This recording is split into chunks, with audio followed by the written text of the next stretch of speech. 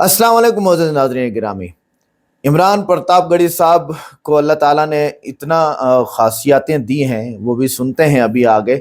लेकिन ये बागेश्वर धाम जो गलती पर ऐसी बातें कर रहा है और बहुत सारी जगहों पे इसने कहा है, हालांकि इसका बहनोई मुस्लिम है।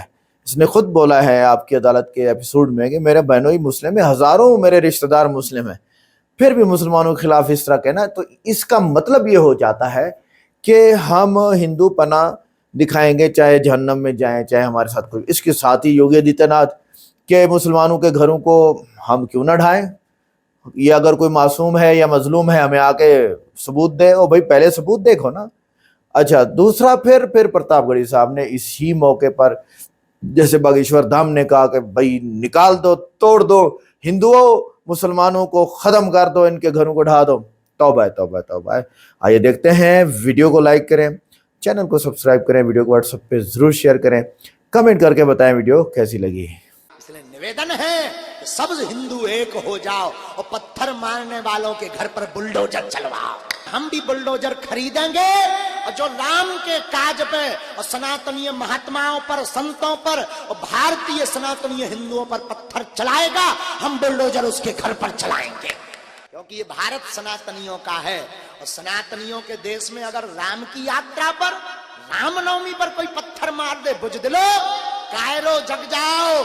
अब सब हिंदू अपने हाथ में हथियार उठा लो और कह दो हम सब हिंदू हैं। जैसे आपके प्रदेश में 19% मुसलमान पॉपुलेशन है और कई लोग कहते हैं, उस समुदाय के लोग कहते हैं कि आप वो बुलडोज़र को उनके घरों को तोड़ने में इस्तेमाल करते हैं। किसी कोई निर्दोष मुस्लिम आके बता दे कि मैं निर्दोष था, मेरे साथ अन्याय हुआ है, कोई बता दे।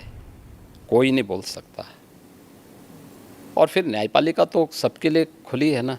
पर जैसे अगर किसी ने कानून तोड़ा है, जैसे ये माफिया के लोग हैं, पर उनका घर तोड़ना क्यों ज़रूरी पड़ गया? नहीं, अगर किसी ने सरकारी संपत्ति पे कब्जा किया है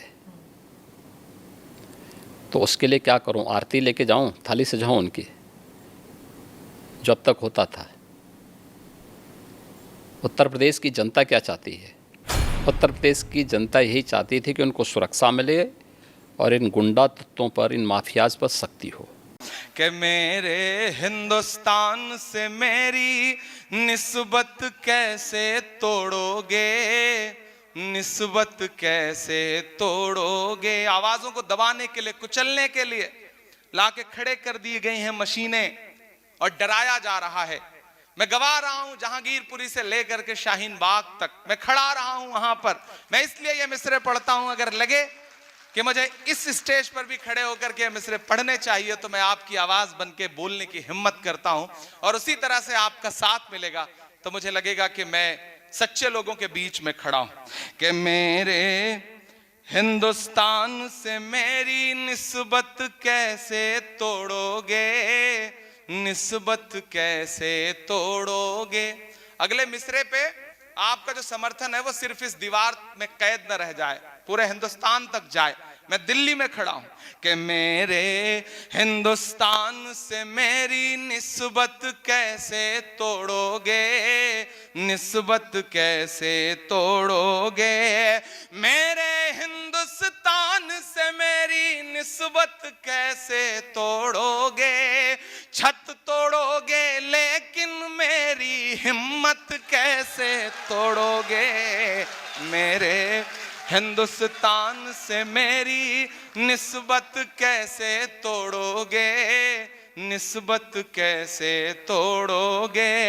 मेरे हिंदुस्तान से मेरी निस्बत कैसे तोड़ोगे।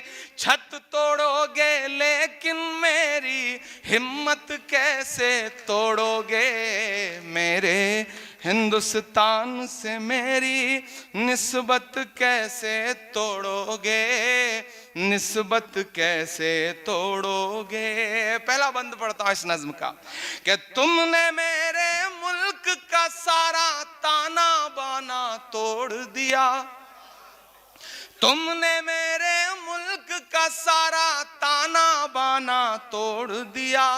प्यार मोहब्बत वाला तुमने हर अफसाना तोड़ दिया।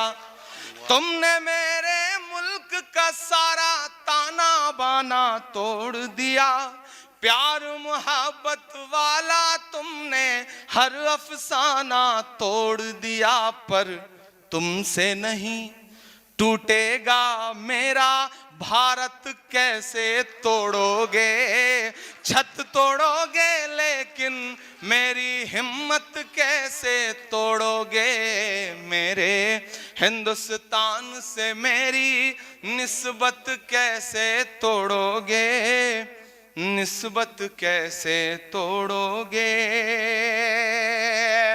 बुलडोजर के शोर के पीछे हर सच्चाई पस्त हुई, बुलडोजर के शोर के पीछे हर सच्चाई पस्त हुई, लोकतंत्र भी सिसक रहा है, न्याय व्यवस्था ध्वस्त हुई।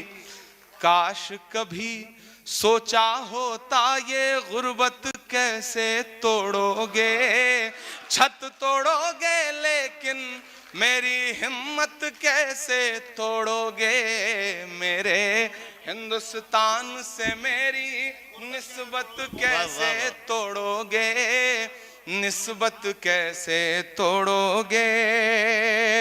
और मेरी आंखों के सामने मौजूद बड़ी तादाद में यहाँ जो पूरे मुल्क के लोग हैं, मैं चाहता हूं कि इस मिसरे पर सिर्फ मिसरे के लिए दाद मत दें, मेरी हिम्मत के लिए भी दाद दें, क्योंकि मैं इसलिए जिंदा हूं कि मैं बोल रहा हूं। दुनिया किसी गूंगे की कहानी नहीं लिखती। वसीम मलिक ने कभी जब शेर कहा तो मैं कोशिश कर रहा हूं कि मैं शेर को अपनी जिंदगी का हिस्सा बनाऊं। मैं हिम्मत करता हूं और आखिरी बंद पढ़ता हूं इस नज्म का। काश कभी सोचा होता ये गुर्बत कैसे तोड़ोगे, छत तोड़ोगे लेकिन मेरी हिम्मत कैसे तोड़ोगे, कि एक तरफ मगरूर हुकूमत के जालिम बुलडोजर हैं, तैयार रहिएगा, कमजोर तालियां ना बजें। एक तरफ मगरूर हुकूमत के जालिम बुलडोजर हैं, एक तरफ मगरूर हुकूमत के जालिम बुलडोजर हैं, एक तरफ कुछ मजलूमों के सहमे सहमे छप्पर हैं। वाह वाह,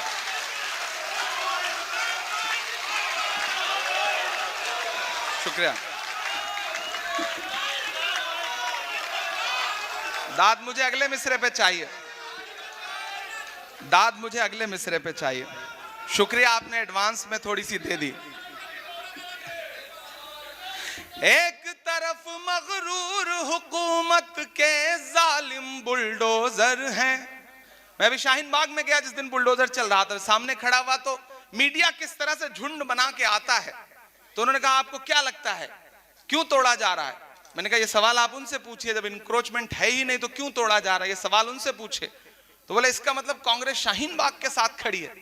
मैंने कहा हाँ, हम शाहीन बाग के साथ भी खड़े हैं, हम पंजाबी बाग के साथ भी खड़े हैं, हम गुलाब बाग के साथ भी खड़े हैं, हम रोशन बाग के भी साथ खड़े हैं, हम उस हर बाग बगीचे के साथ खड़े हैं जिसे भाजपा उजाड़ना चाहती है, हम उस हर बाग बगीचे के साथ खड़े हैं। तब मैं ये मिसरे पढ़ता हूं कि एक तरफ मगरूर हुकूमत के जालिम बुलडोजर हैं, एक तरफ कुछ मजलूमों के सहमे सहमे छप्पर हैं। जालिम को, तैयार रहिएगा, जालिम को जालिम कहने की जुर्रत कैसे तोड़ोगे, छत तोड़ोगे लेकिन मेरी हिम्मत कैसे तोड़ोगे, मेरे हिंदुस्तान से मेरी निस्बत कैसे तोड़ोगे, निस्बत कैसे तोड़ोगे। जीत का सब खुमार जाता है, जीत का सब खुमार जाता है, जीत का सब खुमार जाता है, वक्त नशा उतार जाता है, वक्त नशा उतार जाता है और जान जाती है सच अगर बोलूं, जान जाती है सच अगर बोलूं, जान जाती है सच अगर बोलूं, चुप रहूं तो वकार जाता है, चुप रहूं तो वकार जाता है, चुप रहूं तो वकार जाता है। और आएगा मेरा खून नहीं जाता। दुनिया के तमाम मुल्कों के मंजर और मेरा एक शेर, मुझे दुआएं में आप, मैं थोड़ी देर वहां पहुंचूंगा जहां आप मुझे सुनना चाहते हैं, लेकिन थोड़ी देर मैं कोशिश कर रहा हूं कि मुशायरे का मेयार है उसके हिसाब से कुछ अशार पढ़ूं। चुप रहूं तो वकार जाता है और आएगा मेरा खून नहीं जाता, आएगा मेरा खून नहीं जाता, आएगा तेरा वार जाता है, आएगा तेरा वार जाता है, वक्त नशा उतार जाता है, जीत का सब कुमार जाता है और धूल उड़ती है आसमानों में, धूल उड़ती है, धूल उड़ती है आसमानों में, धूल उड़ती है आसमानों में, फिर कोई शहसवार जाता है, फिर कोई शहसवार जाता है और जंग तो तूने जीत ली, लेकिन हालिया दिनों में ऐसी तस्वीरें आपकी आंखों के सामने हैं और ये शेर सुनिएगा कि जंग तो तूने जीत ली, लेकिन जंग तो तूने जीत ली, लेकिन इसलिए शर्मसार जाता है, इसलिए शर्मसार जाता है और तेरी फिरौनियत भी देखेगी। इस शेर को अब तक जो खामोश रहे मैं उन्हें भी पुकारता हूं, ये तेरी फिरौनियत भी देखेगी, तेरी फिरौनियत भी देखेगी, कौन दरिया के पार जाता है, कौन दरिया के पार जाता है, तेरी फिरौनियत भी देखेगी, कौन दरिया के पार जाता है। और अब तो आ जाए आसमान से मदद, अब तो आ जाए आसमान से मदद, अब तो आ जाए आसमान से मदद, अब तो सब्रो करार जाता है, अब तो सब्रो करार जाता है। बहुत शुक्रिया। नाज़रीन गिरामी, योगी आदित्यनाथ हो, चाहे बागेश्वर धाम हो या और पंडित हो, इस तरह मुसलमानों के खिलाफ बातें करते हैं कि गोया के मुस्लिम इंडिया के जो है वो बाशिंदे ही नहीं हैं, और दरिया के पार भेज दो, घर वापसी करा दो, और जो इनके पुरुष हैं, बाप दादा हैं, पीढ़ियां हैं, ऊपर के लोग हैं, सब हिंदू हैं, ये क्यों मुसलमान हैं। मतलब ये कहने का है कि भाई घर भी गिरा दो। तो घर गिराने से जो तकलीफ हुई है अवाम को, और हकीकत ये बताता हूँ कि योगी ने वोट लेने के लिए मुसलमानों के घर गिराए थे, हकीकत यही बात है। तो जब मुसलमानों के घर गिरेंगे, अब मुसलमानों ने अगर कब्जा किया हो, भाई आप उनको उठाओ, ठीक है, उनके तरीके से उनको वारंट दो, फलां करो फलां करो फलां करो। लेकिन इस तरह घर तोड़ देना, जो अंदर बंदे ही बैठे हैं, तो ये तो गलत है, ये इंसानियत नहीं है। भारत सनातनियों का है, ये बात बागेश्वर धाम ने कही। भारत तो सनातनियों का नहीं है, भारत तो सबका है।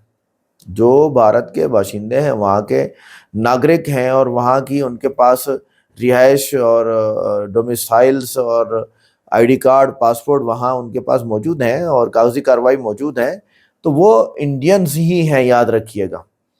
प्रतापगढ़ी साहब को अल्लाह जज़ाए खैर दे, ये मुसलमानों के लिए ढाल बन के आए हैं, और कांग्रेस के साथ मिल के इन्होंने खूब वोट हासिल किए हैं।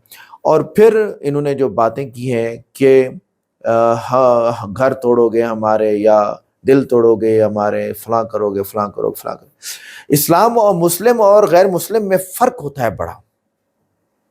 मुस्लिम के दिल में अल्लाह होता है, और उसको डर होता है कि मैं अगर किसी गैर मुस्लिम के साथ ज्यादती करूंगा तो कल अल्लाह ताला मुझे माफ नहीं करेगा, और मैं पकड़ा जाऊंगा क़यामत के दिन। वापसी तो है नहीं इस दुनिया से, पुनर्जन्म तो हिंदू मजहब की का खेल है। मुस्लिम मजहब का ये है कि गए तो बस गए, वापसी नहीं है, और हकीकत भी यही है। तो अब कहने का मकसद ये है कि मुस्लिम जो है ना, और गैर मुस्लिम में यही फर्क है बड़ा। गैर मुस्लिम क्या है, वो मजहब की आड़ पे कोई भी काम नहीं करते, क्योंकि आप किसी भी हिंदू को कहेंगे कोई एक श्लोक सुना दो, तो बहुत कम 1% भी नहीं होंगे, 1% भी, 1% लोग भी ऐसे नहीं हैं जो ये कहें कि हम कोई श्लोक सुना देंगे और जो है वो हम हिंदू मजहब को सुना लेंगे। नहीं, बस सुनते आ रहे हैं मुखालफत, और वो आगे चलती आ रही है, किताबें तो पढ़ी हुई हैं।